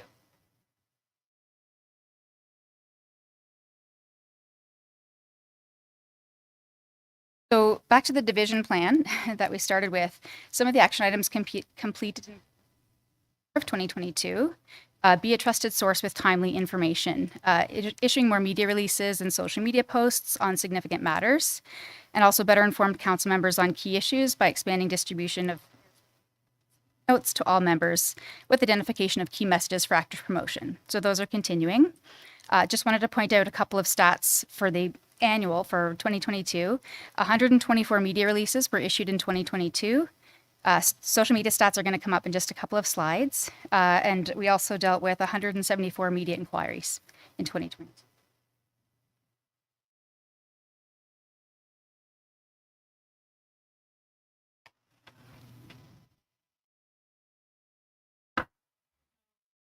So encompassing, as Krista mentioned, part of my role is content creation. Next slide, please. Sorry. And as you've likely seen on social media and elsewhere, some of these videos have been circulating, and video content is intended to be informative, engaging, fun, dare I say, and with a call to action to the community as well. So thank you for your cooperation and enthusiasm for participating in videos that you've been featured in, and no doubt you'll be asked to be in more down the road. So these are just little captures of some of the videos. We did a bit of a PSA with bylaw for hydrants and parking and educating public on matters that are sometimes harder to translate either orally or written. So trying to illustrate some of these really kind of nuanced topics using video. We introduced the Affordable Housing Task Force. Affordable housing is obviously a hot topic for this council and members of the public. So we'll be looking at kind of sharing some of what they're doing and hopefully highlighting some of the work of other committees and boards as well. Created content as well around the election. We had some fun videos around the Red Shoe Walk kickoff, a welcome video for the Urban Economy Forum, an introductory video for this term of council, a short little video demonstrating Toys for Tickets, which was the downtown parking campaign throughout the month of late November, early December, where you could exchange a parking ticket for a toy. So we did a fun little transition video for that. So all of this content is shot in-house and edited using town resources and myself. So, and trying to keep current with video trends and things like that. So stay tuned for more coming this year, more video content. And if there's something that you would like to see, I'd love to hear your thoughts as well. A quick snapshot, high-level overview of our social media. I mean, I could talk about this all day long, but we are active and push content out and engage on Facebook, Instagram, and Twitter. On Facebook, we're at experience.collingwood, as well as Instagram. And on Facebook, we're also the Town of Collingwood channel. The messaging on each channel varies slightly. And then we're also on Twitter as Town of Collingwood. So operational and service disruptions, meeting agendas, things that matter to residents are typically shared on the Town of Collingwood corporate channels, whereas Experience Collingwood is a little more geared towards the fun experiential side of Collingwood, hence the name Experience Collingwood. It appeals as well to tourists and visitors, not just residents. In 2022, 3,500 posts were created and pushed across all of those channels I just mentioned. In total, there were 6.8 million impressions generated across just Facebook and Instagram. That's not Twitter. And that means essentially 6.8 million times our content appeared on someone's screen. And through that, 4.7 million individual users were reached across those platforms as well. Our average engagement rate is 6.76. A good or sort of ideal engagement rate on social media is between 1% and 5%. So, we're getting people engaged. And what that looks like is people commenting, liking, reacting to your posts, sharing them, or taking other actions on your post. Our aggregate audience of followers and people that like us across all channels is 42,000. And in 2022, we gained 3,300 followers in all channels.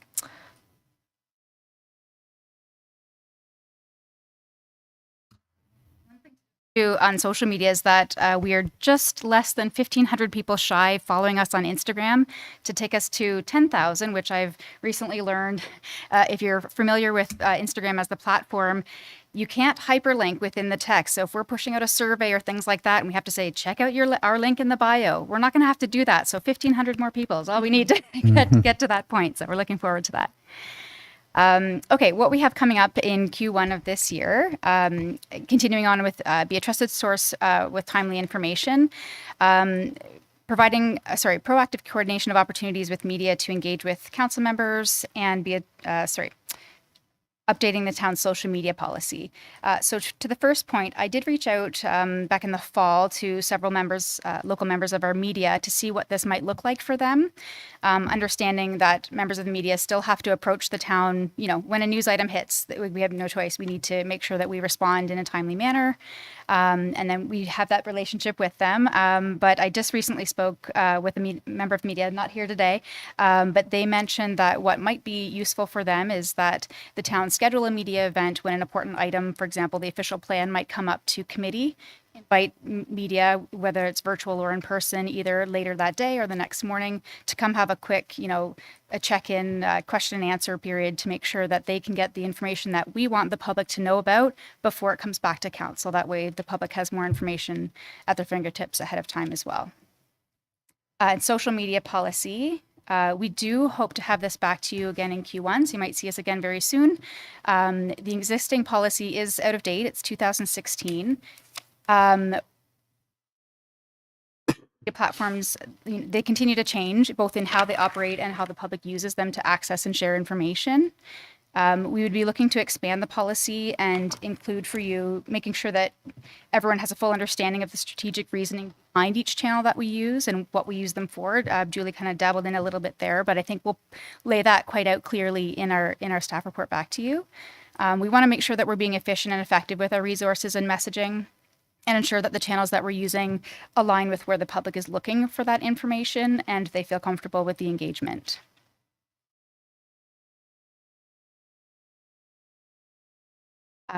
Coming up in Q1 continued. So improving internal processes. I shouldn't say coming up because we're really already here. An internal communications plan template has been developed that brings together all considerations for providing strategic communications and public engagement rollout of significant projects for the town. It provides criteria for when communications plan is required, seeks all relevant information about the project with a focus on the why it's important to the town, why it's important to residents. Excuse me. It includes a growing list of communications tactics that we seem to be adding to daily, and that communications team can use to ensure most effective tactics are used for the subject or project, and also a new evaluation section so we can learn from what worked and what didn't, so that we can improve upon for future projects. Finally, closing the loop, ensuring that if we ask the public for their input, telling them what we did with the information and how it helped council make their decision on the matter.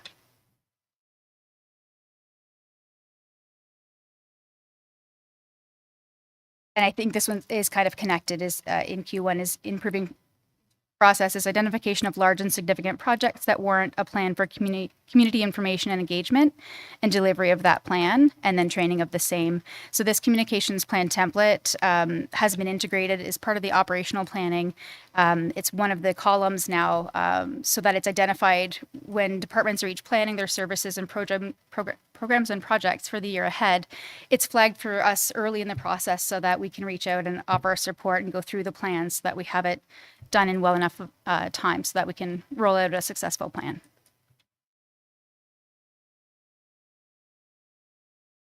That's it for our update. If anyone. Thank you very much for that update. I'll ask if there's anyone on council who would like to address the update. Councillor Baines. Thank you, Deputy Mayor. To Manager Carter, two requests. First, I was at the dog park yesterday and got taken to task by a citizen for not having known about a specific meeting in front of council about a development. And I said, look, you can't please everybody, etc. But it brings up a sort of a generic point that in your emphasis of your work plan, it would be my belief that if you'd spend more emphasis on the proactive, i.e. to citizens, this meeting's coming up. It's important that you be there to be heard, because the after the fact announcements, i.e. council passed such and such, really has no, well, other than to perhaps cause them to question us is almost a waste of the effort, in the sense that from a council point of view, we'd like them here, tell us how you feel about it proactively, so that and in an efficient, economical manner, i.e. through whatever channels you're using. That's just my first comment. And the second one would be, I hope you're training our customer service reps downstairs, because it would seem to me appropriate that I would send all of my friends of a certain age to say, now, if your kids aren't there to help you, you can go down to customer service and they can get your phone and put everything that you need on it. We could hopefully grow the audience by utilizing customer service. Thank you. Go ahead. Thank you. Through you, Deputy Mayor, to Councillor Baines, just a couple of points. So the first one, absolutely. Actually, what I started doing about 2 years ago is, ahead of committee meetings, council meetings, is kind of highlighting the top issues that are on that agenda when we push out the agenda, which we do twice. We do it after it's published. Now I'm going to mix up the days, whether it's the Thursday or the Friday. We push that out on social media and saying, hey, here's some things that the council is going to talk about, and we push out the agenda. Mondays, we do the same thing again and push out the link to this meeting, so that we are kind of highlighting those top items coming up. We're pushing out more to like the items that the mayor is talking about. So if she's talking about an item ahead of time on the radio, that gets pushed out ahead as well. And we're constantly trying to encourage people to subscribe so that they're made aware of it. Public planning meetings, if it was an actual planning meeting, is advertised at least 30 days in advance. So all of those notices get published to the website too. And any survey or public notice that we do is also available in hard copy. So any time that we say that, it's on Engage, or if you need help, we've always got hard copies at Town Hall in any accessible format. So anyone's welcome to call customer service to ask for assistance. Thank you. Thank you. Anyone further? Okay, so thank you very much for your presentation. Oh, actually, now that I think about it, I'll just say one thing. A few weeks ago, I had been requested by the Rotary Club to come and speak to the Afternoon Rotary Club, and through yourselves, I was able to get hold of the At a Glance video and the introduction to the counselor video. Very, very useful in preparing, and I just say to anybody who may be requested to do something, turn to some of the tools available through the communications. Makes it so much easier. It's organized. It's so well done.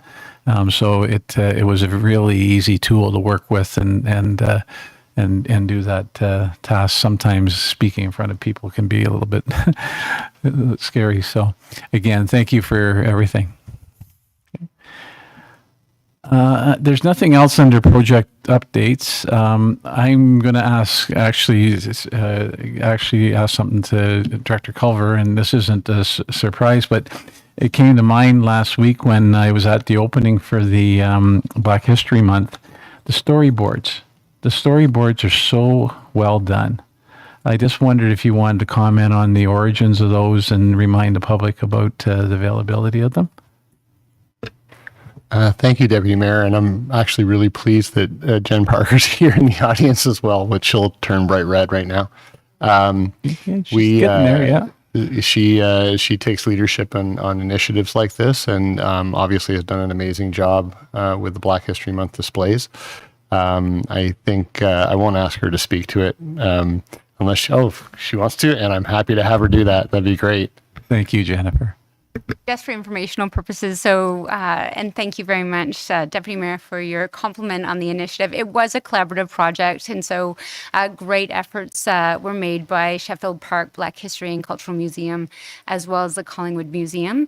And those storyboards are present down at Harbourview Park. On days like today, it's a beautiful day to go take a stroll down at Harbourview and check out the signs there, as well as at the Collingwood Public Library and at the Collingwood Museum. And you can look at them all month. And if you would like to review them a little bit more, they're also available on our webpage. And you can listen to the versions and also read the versions. And we've had an opportunity to connect with the different schools and share them in those spaces. So a huge project that involved many to create something that has been really impactful thus far. That's excellent. Is anybody else? Okay. Again, thank you. I just found them extraordinary. So thank you. I should have asked if CAO Skinner wanted to add anything in regards to communications after the presentation. The only thing I would add, since you've invited me, is that I think we all know that it's super important that we're in a collaborative, symbiotic relationship with our media folks, and we recognize that they help us to get our stories out, and that we've really been stepping it up, and that I think you'll see more things happening over the next year. I'm excited about a number of the things that are starting to roll out, and that we're getting better at them. And we're getting better at using a lot of different media types. So there's the radio and the print and the social media and magazines and flyers that go in your taxes and newsletters that go out to people who buy new houses in Collingwood. And there's so many ways to get our stories out there, and we're getting better at it all the time. So I'm enthusiastic about what 23 might bring. Thank you. Great. So moving on to item 10, which is public delegations. And this is an opportunity for if there was anyone in the gallery who wanted to speak to council in regards to anything. Appear to be anyone, and I will look to Clerk Almas to see, and there's no one in the gallery or in the viewing audience. So we'll move on to item number 11, and if anyone has any other business. See anyone? So I would ask for a mover for adjournment. Councillor Potts, all in favor? Unanimous. Thank you very much, and we will see you in an hour.